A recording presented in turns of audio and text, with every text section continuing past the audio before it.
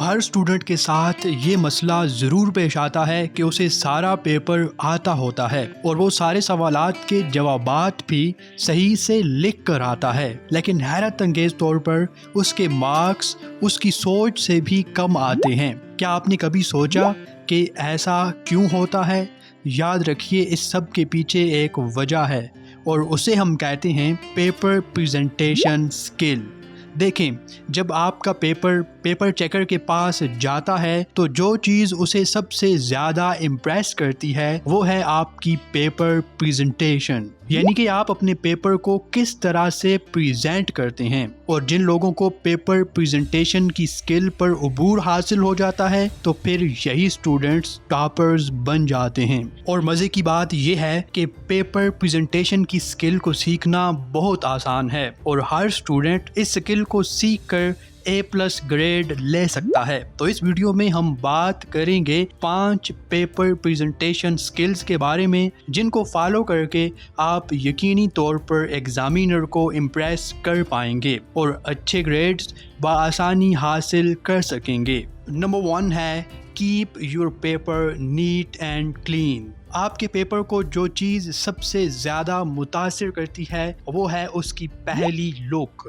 دیکھیں، پہلی نظر میں ہی ایگزامینر کو آپ کا پیپر اگر گندا لگ رہا ہے، اگر آپ نے صفائی کا خیال نہیں رکھا تو یہ بات طے ہے کہ آپ کے ایکسٹرا مارکس کاٹے جائیں گے۔ اس کی مثال بالکل ایسے ہے جیسے اگر آپ گندے کپڑے پہن کر کسی محفل میں جائیں گے تو لوگ آپ کے بارے میں ایک رائے بنا لیں گے، اور اگر آپ اچھے اور نفیس کپڑوں سے اسی محفل میں جائیں گے تو اب لوگ آپ کو عزت دیں گے اور آپ کی بات بھی سنیں گے۔ تو اس لیے اپنے پیپر کو نیٹ اینڈ کلین رکھنے کے لیے سب سے پہلا کام یہ کریں کہ بلیو مارکر سے مارجن لائنز لگائیں اور کبھی بھی مارجن لائن سے باہر نہ لکھیں۔ جہاں ہیڈنگ بنتی ہے وہاں پر ہیڈنگ دیں، جہاں پر ڈیفینیشن ہے اس کو نمایاں کر کے لکھیں، جہاں پر آپ کا ایک سوال ختم ہوتا ہے وہاں نیچے لائن لگائیں تاکہ صاف نظر آئے کہ آپ نے یہاں سے اگلا سوال شروع کیا ہے۔ اور اگر کوئی لائن غلط ہو جاتی ہے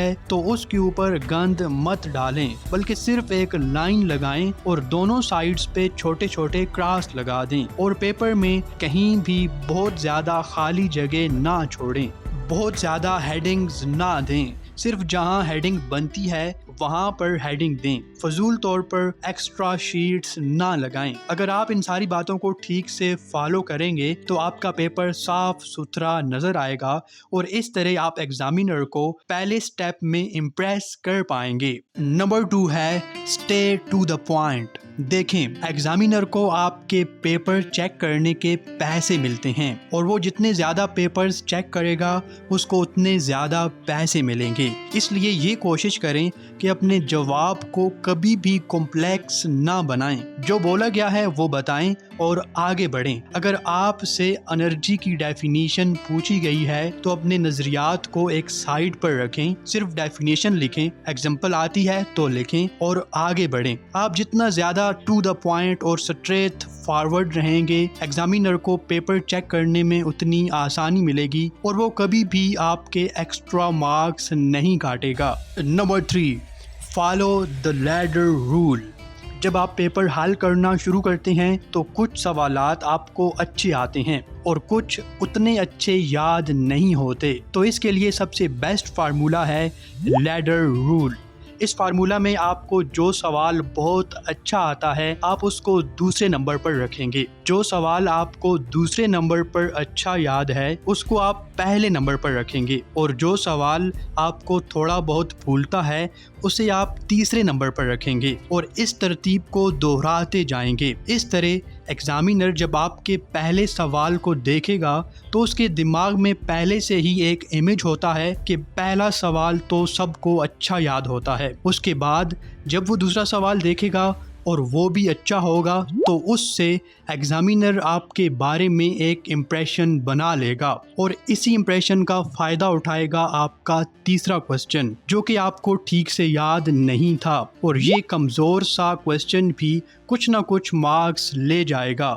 یعنی کہ بالکل ایک لیڈر کی طرح آپ ہر ایک سٹیپ کے بعد ایک مضبوط سیڑھی رکھیں گے ताकि एग्जामिनर का इम्प्रेशन आपके बारे में कभी भी नीचे ना आ पाए। Number 4, try to make ease for examiner. देखें, एक एग्जामिनर एक इंसान होता है और अगर इंसान को आप जितनी ज़्यादा सहूलत देंगे वो बदले में आपको उतना ज़्यादा फेवर देगा। तो इसलिए थ्रू आउट द पेपर आपने हर स्टेप पर एग्जामिनर के लिए आसानी पैदा करने की कोशिश करनी है। मिसाल के तौर पर क्वेश्चंस को एक ऑर्डर से सॉल्व करें, यानी कि पहले शॉर्ट फिर लॉन्ग, गैर ज़रूरी एक्स्ट्रा क्वेश्चंस और गैर ज़रूरी खाली जगह ना छोड़ें।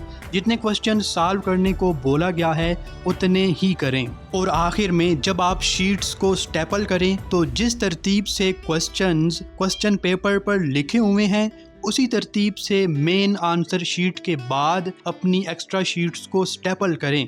अगर आप एक्स्ट्रा शीट्स को मिक्स करके अटैच कर देंगे तो एग्जामिनर भी आपके मार्क्स को मिक्स कर देगा। मुख्तसरन ये कि हर स्टेप पे एग्जामिनर के लिए आसानी पैदा करके आप उसके कलम से फेवर ले सकते हैं। नंबर 5, री रीड द पेपर। अक्सर स्टूडेंट्स जब पेपर सॉल्व कर लेते हैं तो बस जल्दी से सबमिट करवा के घर जाने की कोशिश शुरू कर देते हैं। देखें, सिर्फ पेपर को री रीड करने से आपके मार्क्स में 5% तक का इजाफा हो सकता है। दूसरा ये कि ऐसा करने से आपको अपना एहतसाब करने की आदत पड़ती है। और याद रहे कि जो लोग अपना एहतसाब करना शुरू कर देते हैं वो कभी भी नुकसान नहीं उठाते। इसलिए आप अपने अंदर ये आदत डालें कि जब भी पेपर सॉल्व कर लें तो उसके बाद उसको पूरी तरह से चेक करें और जब एग्जामिनर खुद आकर पेपर्स कलेक्ट करे तो उस वक्त पेपर्स जमा करवाएं। इन सब बातों के अलावा ये कोशिश करें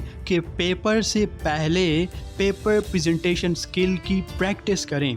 प्रैक्टिस करने से ही आप इन बातों को अपना सकेंगे। और आखिर में ये बात याद रखें कि अगर दूध के एक गिलास में एक कतरा शराब का डाल दिया जाए तो वो दूध हराम हो जाएगा। अब इसमें बरकत नहीं रहेगी। बिल्कुल इसी तरह अगर आप इधर उधर से देखकर कुछ लिखकर मार्क्स ले लेते हैं तो वो मार्क्स आपको कोई फायदा नहीं देने वाले। देखें, पाकिस्तान को कामयाब लोगों की जरूरत नहीं है, पाकिस्तान को आज दानतदार लोगों की सबसे ज्यादा जरूरत है। इसीलिए अगर आपके मार्क्स हराम के होंगे तो आप कामयाब होके भी नाकाम रहेंगे और अगर आपके मार्क्स थोड़े होंगे लेकिन पाक होंगे तो वो आपको जिंदगी में बहुत ज्यादा आगे ले जाएंगे, क्योंकि दुनिया में कामयाबी के लिए सबसे पहली शर्त दयानतदारी है। तो इसलिए आपका दयानतदार होना आपके कामयाब होने से ज्यादा अहम है। Thank you for watching our video. Watch another one. We have very interesting content that can help you to grow in your life.